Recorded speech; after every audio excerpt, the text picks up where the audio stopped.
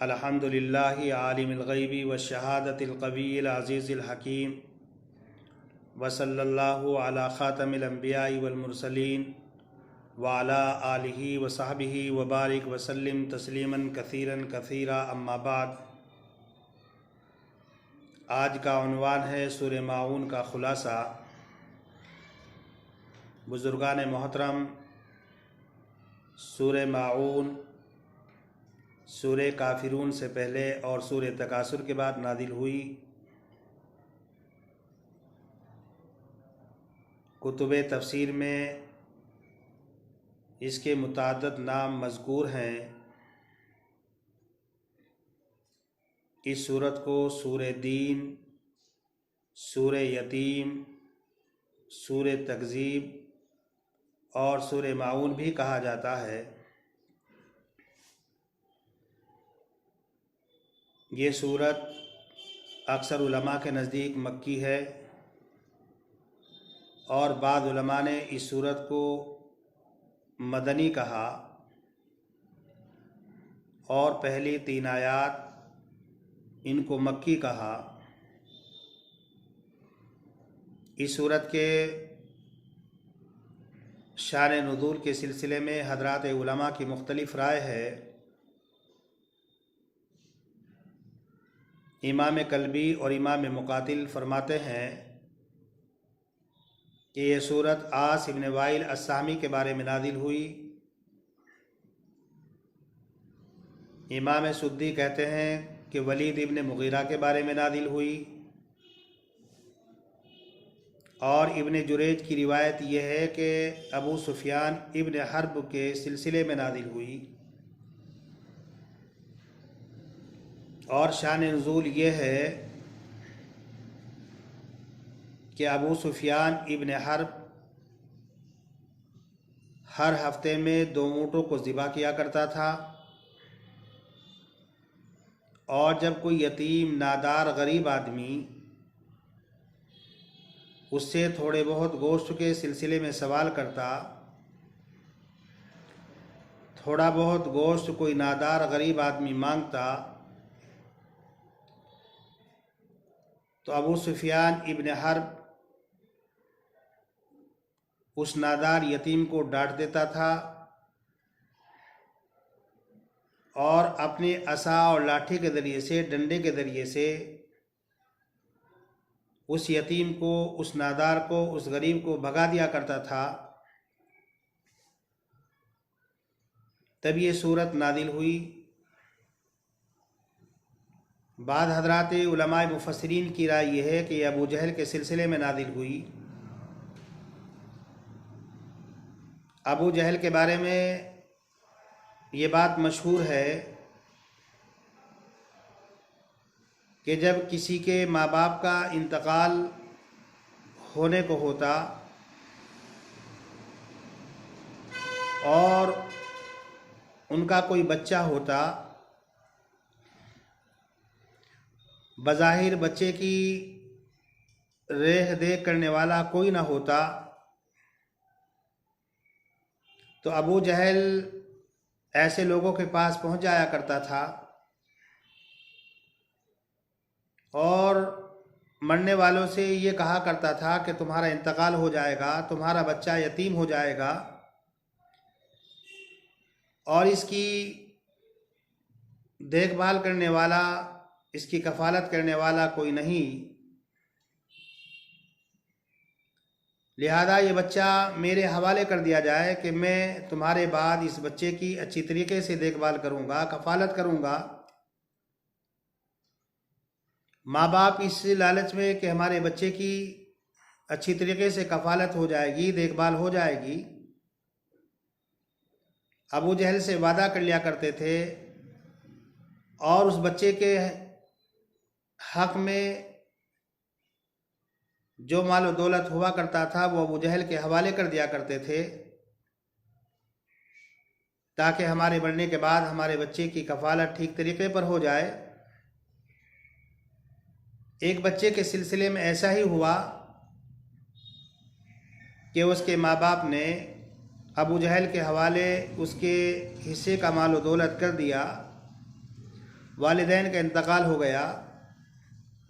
तो एक दिन वो यतीम अबू जहल के पास पहुंचा और अबू जहल से कहा कि मेरे पास कपड़े नहीं हैं, मेरे लिए कपड़ों का इंतज़ाम कर दिया जाए। तो अबू जहल ने उस यतीम को डांटा और डपटा और बहुत बुरी तरीके से उसको झिड़का। वो बच्चा मायूस होकर वहाँ से चला गया। वो बच्चा मगमूम था, गमज़दा था और उसके चेहरे से गमी के आसार नुमाया तौर पर महसूस हो रहे थे।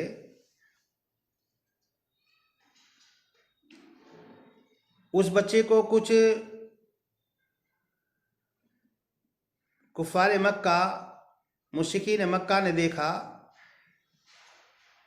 और बच्चे से सूरत हाल मालूम की। तो उस बच्चे ने पूरी सूरत हाल बयान की, बतला दी। तो उन्होंने रसूल अकरम सल्लल्लाहु अलैहि वसल्लम का मजाक उड़ाने के लिए उस बच्चे से ये कहा कि तुम मोहम्मद इब्न अब्दुल्ला के पास चले जाओ और उनसे जाकर के शिकायत करो, मोहम्मद इब्न अब्दुल्ला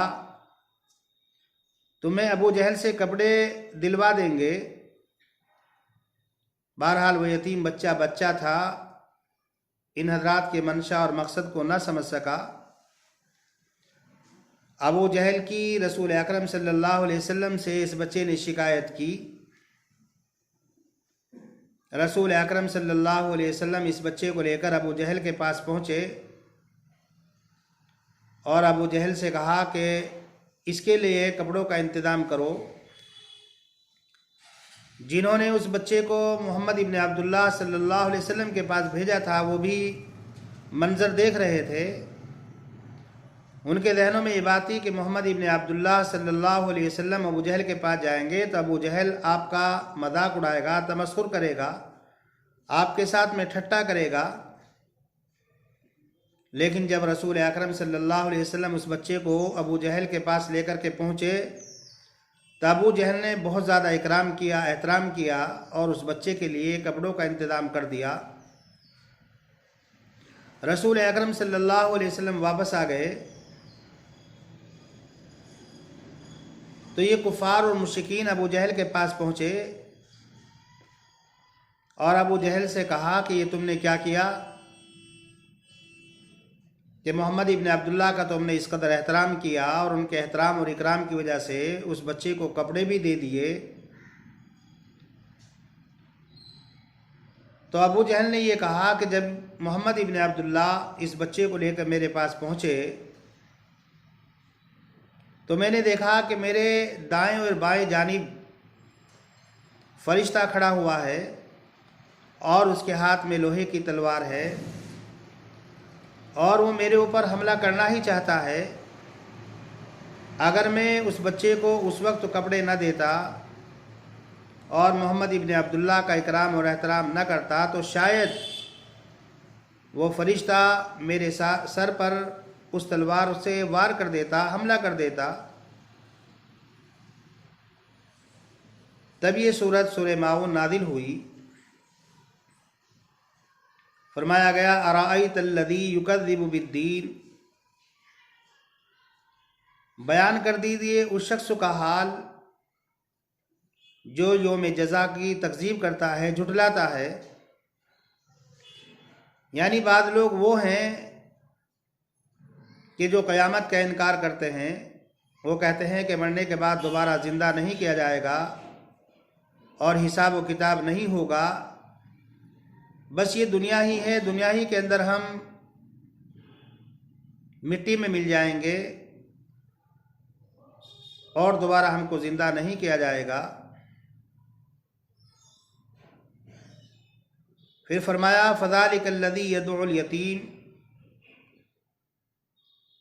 ये वो शख्स है जो यतीम को धक्के देता है। इस आयत करीमा के अंदर ये बात बताई जा रही है कि दीन इस्लाम दीन रहमत है, दीन इस्लाम तकवे का दीन है। ये दीन इस्लाम इस बात की तलकीन और ताकीद करता है कि गुरबा, यतामा, मसाकीन, फ़ुक़रा, इन लोगों का ख्याल रखा जाए, इन लोगों के साथ में हमदर्दी की जाए, इन लोगों का एहतराम और इकराम किया जाए।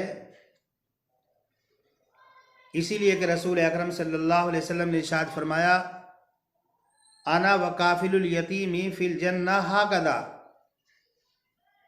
कि मैं और यतीम की कफ़ालत करने वाला जन्नत में इस तरह होंगे। यानी जन्नत के अंदर मेरा और उन लोगों का मकाम व मर्तबा जो यतीम की कफ़ालत करते हैं, देखभाल करते हैं, करीब करीब मर्तबा होगा। एक दूसरी हदीस में रसूल अकरम सल्लल्लाहु अलैहि वसल्लम ने इरशाद फरमाया कि बेवाओं और मिस्कीनों की देखभाल करने वाला, इनके लिए भाग दौड़ करने वाला, अल्लाह के रास्ते में जिहाद करने वाले की तरह है कि जिस तरीके से क़यामत के दिन मुजाहिदीन को बड़े बड़े इनामात से नवाजा जाएगा, इसी तरीके से जो लोग बेवाओं की और मिस्कीनों की खबरगिरी करते हैं, देखभाल करते हैं, तो क़यामत के दिन ऐसे लोगों को भी बड़े बड़े इनामात से नवाजा जाएगा। एक मरतबा एक साहब ने रसूल अकरम सल्लल्लाहु अलैहि वसल्लम से शिकायत की कि अल्लाह के रसूल, मेरा दिल बड़ा सख्त है, आप कोई ऐसा अमल बता दीजिए कि मेरा कल्ब नरम हो जाए। तो रसूल अकरम सल्लल्लाहु अलैहि वसल्लम ने इरशाद फरमाया कि यतीम के सर पर हाथ रखा करो और मिस्कीन को खाना खिलाया करो, तुम्हारा दिल नरम हो जाएगा। बाद हदीसों से मालूम होता है कि अगर कोई आदमी किसी यतीम के सर पर हाथ रखता है और उसके हाथ के नीचे जितने बाल आ जाते हैं, इतनी ही नेकियां उसके नामाए आमाल में लिख दी जाती हैं। और फिर आगे फरमाया, फ़ज़ालिकल्लज़ी यदउल यतीम वला यहुद्दु अला तामिल मिस्कीन। अगर किसी आदमी के अंदर ताकत है, क़ुव्वत है, साहिब इस्तिताअत है, साहिब हैसियत है, अल्लाह तबारक व तआला ने माल दौलत से नवाजा है, तो ख़ुद मसाकीन और गुरबा को खाना खिलाए, उनका ध्यान रखे, उनका ख्याल रखे। लेकिन अगर कोई आदमी साहिब हैसियत नहीं, साहिब वसअत नहीं, और वो दूसरे लोगों को खाना वगैरह नहीं खिला सकता, उनकी ज़रूरत को पूरा नहीं कर सकता, तो इतना तो कर ही सकता है कि दूसरे लोगों को तरगीब दे, दूसरे लोगों के सामने इन चीज़ों के फ़ज़ाइल को बयान करे। इतना तो हर आदमी कर ही सकता है। बुज़ुर्गान मोहतरम, मसला खाना खिलाने का नहीं, दूसरों के ख्याल रखने का नहीं, बल्कि है मसला अपने से कमज़ोर तबके के लोगों का एहतराम, इकराम और सम्मान। इसलिए कि जहाँ तक खाना खिलाने का ताल्लुक़ है, तो खाना जानवरों को भी खिलाया जाता है, कुत्तों, बिल्लियों और खिंजीरों को भी खिलाया जाता है। मसला खाना खिलाने का नहीं, मसला है कमज़ोर तबक़ात के लोगों का एहतराम करना, उनकी इज़्ज़त करना, उनके वक़ार को मजरूह न करना। कुरान करीम में फरमाया गया, कल्ला बल्ला तुकरीमूनल यतीम, हरगिज़ नहीं बल्कि तुम यतीम का इकराम और एहतराम नहीं करते। हमने देखा कि बहुत से लोग सदका खैरात करते हैं, लेकिन उनका अंदाज इस तरह का होता है कि जिससे वो गुरबा और फ़ुक़रा को हक़ीर और ज़लील समझते हैं, और गुरबा और फ़ुक़रा के सिलसिले में ऐसे फ़िक्रे और ऐसे जुमले अपनी ज़बान से निकालते हैं कि उनको सुनने से इंसान को नफ़रत होती है। और आगे फरमाया फ़वैलुल लिल मुसल्लीन अल्लज़ीना हुम अन सलातिहिम साहून, हलाकत है ऐसे नमाजियों के लिए जो अपनी नमाज़ों से गफलत बरतते हैं। बुजुर्गान मोहतरम, यहाँ पर उनके बारे में नहीं कहा जा रहा है जो नमाज नहीं पढ़ते। जो नमाज नहीं पढ़ते उनके बारे में तो बहुत सख्त वईद है। रसूल अकरम सल्लल्लाहु अलैहि वसल्लम ने इरशाद फरमाया कि जिस आदमी ने जानबूझकर नमाज छोड़ी तो उसने कुफ्र किया। इसीलिए इमाम अहमद इब्न हम्बल रहमतुल्लाह अलैह फरमाते हैं कि अगर कोई आदमी जानबूझकर नमाज छोड़ देता है तो ऐसा शख्स मुर्तद हो जाता है और उसकी दुआ भी कबूल नहीं होती, उसकी तौबा भी कबूल नहीं होती और ऐसे शख्स को कत्ल कर दिया जाए। इमाम शाफी रहमतुल्लाह अलैह फरमाते हैं कि मुर्तद तो नहीं होता, लेकिन ऐसे शख्स का कत्ल करना ज़रूरी है, और अगर ऐसा शख्स तौबा कर ले तो तौबा कबूल हो जाती है। हज़रत इमाम अबू हनीफा रहमतुल्लाह अलैह फरमाते हैं जो शख्स जानबूझकर नमाज छोड़ता है तो ऐसे शख्स को बंद कर दिया जाए, कैद खाने के अंदर डाल दिया जाए और हल्की फुल्की उसको मार दी जाए, या तो वो तौबा कर ले और या जेल खाने के अंदर सड़कर मर जाए। यहाँ पर कुरान करीम में जो फरमाया वैल है नमाज पढ़ने वालों के लिए, वैल हलाकत बर्बादी, या बल लोग कहते हैं कि वैल से मुराद है जहन्नम का गड्ढा जिससे जहन्नम भी रोज़ाना 100 मरतबा या बकौल बात 70 मरतबा पनाह मांगती है। उस गड्ढे के अंदर ऐसे नमाजियों को डाला जाएगा जो अपनी नमाज से गफलत बरतते हैं। अब गफलत बरतने वाले लोगों में कौन शामिल है? बाद हज़रात उलमा ने फरमाया कि इससे मुराद है कि जो लोग वक्त पर नमाज अदा नहीं करते, नमाज पढ़ते हैं लेकिन वक्त की पाबंदी नहीं करते, जब तबीयत चाहती है नमाज पढ़ लेते हैं। जैसे अक्सर लोगों का मामूल है कि फजर में वक्त पर नमाज अदा नहीं करते बल्कि वक्त के बाद अदा करते हैं। बाद हज़रात उलमा फरमाते हैं कि इससे मुराद मुनाफिकीन है कि जो लोगों के साथ होते थे तो नमाज पढ़ लिया करते थे और जब लोगों से अलग होते थे तो नमाज नहीं पढ़ते थे। यही सूरत हाल हम में से बाद मुसलमानों की है कि जब लोगों के दरमियान हम होते हैं तो हम नमाज पढ़ लेते हैं, और अगर लोगों के दरमियान नहीं होते, घरों में होते, तो नमाज अदा नहीं करते। या इससे मुराद वो लोग हैं कि अगर जमात से नमाज पढ़ ली तो ठीक, और अगर जमात से नमाज नहीं पढ़ सके तो फिर नमाज की अदायगी नहीं करते, तो ऐसे लोग मुराद हैं। फ़वैलुल लिल मुसल्लीन अल्लज़ीना हुम अन सलातिहिम साहून। और आगे फरमाया कि जो लोग रियाकार हैं, दिखलावा करते हैं।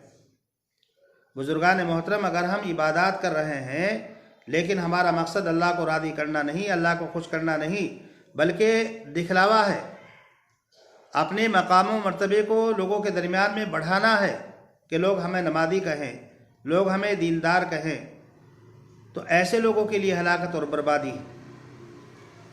इसलिए कि कुरान करीम में फरमाया गया कि जो लोग रियाकारी करते हैं, दिखलावा करते हैं, अल्लाह को याद नहीं करते, तो वो मुनाफिक होते हैं।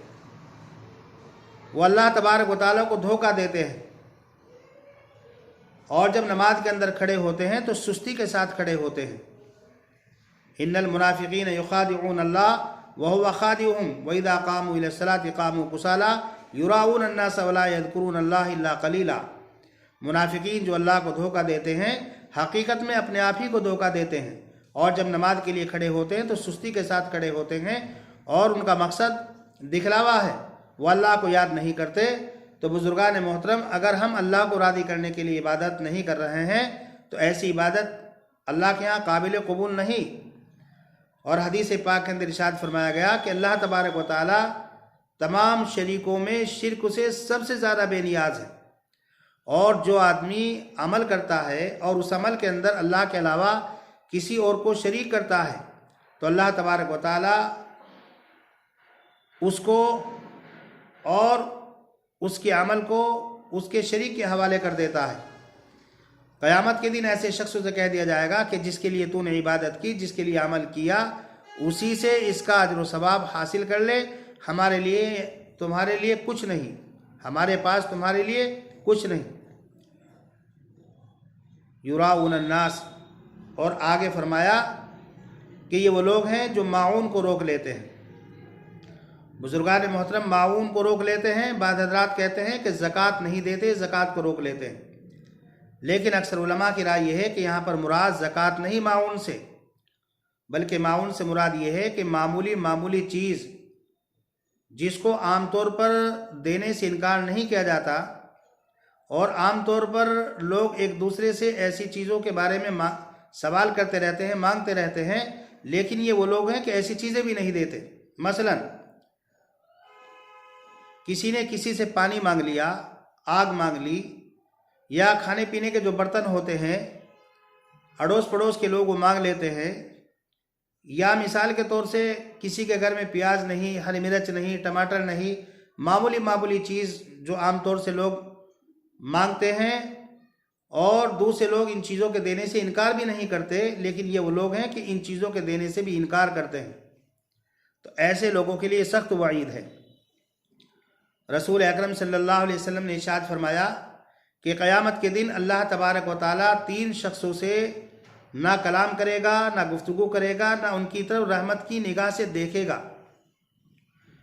एक वो शख्स है जो कसम के साथ अपने सामान को फ़रोख्त करता है, बेचता है, और जितनी कीमत उस सामान की है उससे ज़्यादा लोगों से वसूल करता है कसम के ज़रिए से। और दूसरे वो शख्स है जो असर के बाद झूठी कसम खाता है और लोगों के माल को हड़पता है। असर के बाद का जो लफ्ज़ है वो इत्तिफाकन इस्तेमाल किया गया है, चूँकि असर के बाद के वक्त को लोग ज़्यादा अहमियत देते हैं और उस वक़्त जो है गुनाह करने को लोग बुरा समझते हैं, इसलिए लफ्ज़ असर का बाद कह दिया गया। वरना किसी भी मौके पर किसी भी वक़्त आदमी कसम के ज़रिए से दूसरे के माल को हड़पे, माल उसका नहीं लेकिन कसम खाई और ले लिया,